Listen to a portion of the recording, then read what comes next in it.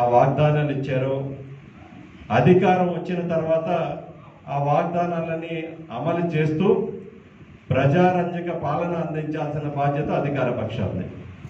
ఒకవేళ అమలు చేయని పక్షంలో ఆ వాగ్దానాలు కానీ హామీలు కానీ విస్మరిస్తే వాటితో పాటు ప్రజారంజక పాలన కాస్త ప్రజా కంటక పాలనగా మారితే ప్రజలకు అండగా నిలబడి ప్రజల గలం వినిపిస్తూ ప్రభుత్వాన్ని నిలదీసే బాధ్యత ప్రతిపక్షాలు. ఈరోజు ఆ ప్రతిపక్ష పాత్రలో ఉండి మన పార్టీ అధినాయకుడు ఏవైతే ఏడాది కాలం నుంచి ఈ యొక్క కూటమి ప్రభుత్వం మోసం చేసుకుంటూ వస్తున్నారు, ఎన్నికల్లో వారు ఇచ్చిన హామీలన్నీ కూడా ప్రజలకు అండగా ఉండాలనే ఉద్దేశంతో ఈ యొక్క కార్యక్రమానికి రాష్ట్ర వ్యాప్తంగా శ్రీకారం చుట్టింది. ఆనాడు చంద్రబాబు నాయుడు గారు ఎన్నికల ముందు ఏ హామీలు ఇచ్చారో ఇప్పుడే మనందరం కూడా చూస్తూ ఉన్నాం స్క్రీన్ మీద. గతంలో కూడా నియోజకవర్గ స్థాయిలో మనందరం కూడా చూపించాం. QR కోడ్ స్కాన్ చేస్తే ఆ హామీలన్నీ సూపర్ సిక్స్ అని ఇప్పటికే ఏడాది కాలం నుంచి మనం అనేక కార్యక్రమాలు చేస్తాం.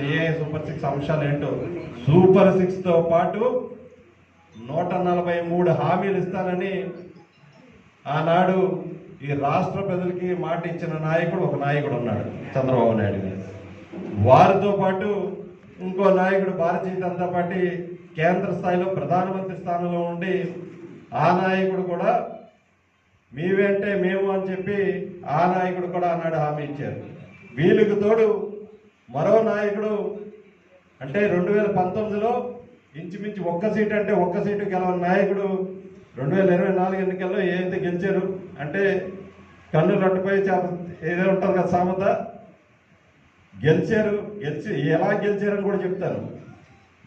ఆ నాయకుడు ఏమన్నాడంటే ఆ హామీలన్నింటికి కూడా నాది గ్యారంటీ, నేను వారంటీ ఇస్తున్నాను, నన్ను చూసి కూడా మీరు ఓటు వేయండి అన్నాడు. ప్రజల వద్దకు పదే వెళ్ళి ఆనాడు ప్రజల చెవుల్లో ఒక నింపడం జరిగింది ఏదంటే తన మాటలని అన్నీ కూడా.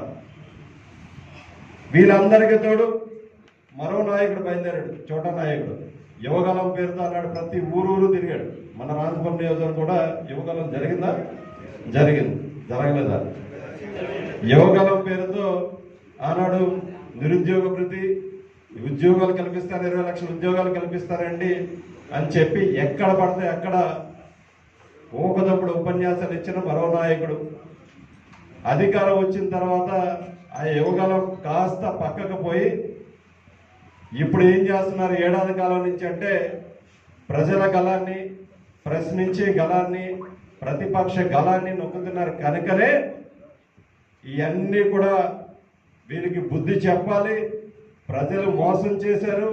వీళ్ళు ఏ విధంగా మోసం చేశారంటే కూటమి కింద ఏర్పడి సకుటుంబ సపరివార సమేతంగా మొత్తం ప్రజలందరూ కూడా నెట్టేయడం వచ్చేశారు. కాబట్టి ఒక ప్రతిపక్ష పార్టీగా మనందరం కూడా వారికి అండగా నిలబడాలనే ఉద్దేశంతో ఈ యొక్క కార్యక్రమానికి రీకాలింగ్ చంద్రబాబు మేనిఫెస్టో అంటే రాబోయే రోజుల్లో మన అందరం కూడా ప్రతి ఒక్క అంశాన్ని కూడా దీంట్లో ఉన్న అంశాన్ని కూడా గ్రామ స్థాయి వరకు వెళ్ళి ప్రజలకు వివరించాల్సిన బాధ్యత ఇక్కడ ఉన్నటువంటి ప్రతి వైఎస్ఆర్ కాంగ్రెస్ పార్టీ నాయకుడిపై ఉంటుందని సందర్భంగా మనం చేసుకుంటూ ఉన్నాం.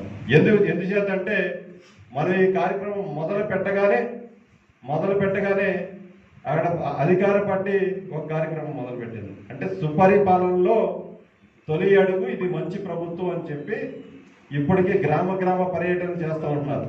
అంటే ఈ సందర్భంగా మనకి ఏం అర్థమవుతుందంటే మనం మొదలుపెట్టాం నియోజకవర్గ స్థాయి కార్యక్రమాలు మొదలుపెట్టాం. మొట్టమొదటిగా ఎందుకు నియోజకవర్గ స్థాయి కార్యక్రమాలు తీసుకున్నాం, అసలు ఈ కార్యక్రమం ఉద్దేశం ఏంటో మన నాయకులు తెలియపరచాలి, కార్యకర్తలు చైతన్యపరచాలి, అక్కడి నుంచి గ్రామాల్లోకి వెళ్ళాలి.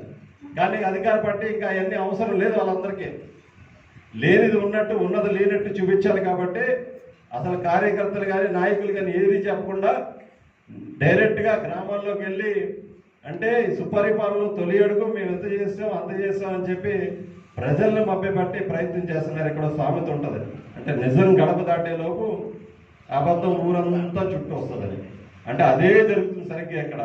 దీన్ని తిప్పి కొట్టాల్సిన బాధ్యత ఇక్కడ ఉన్నటువంటి వైఎస్ఆర్ కాంగ్రెస్ పార్టీ నాయకులు కార్యకర్తలు అందరిపై ఉందని ఈ సందర్భంగా మనం చేసుకుంటా ఉన్నాం.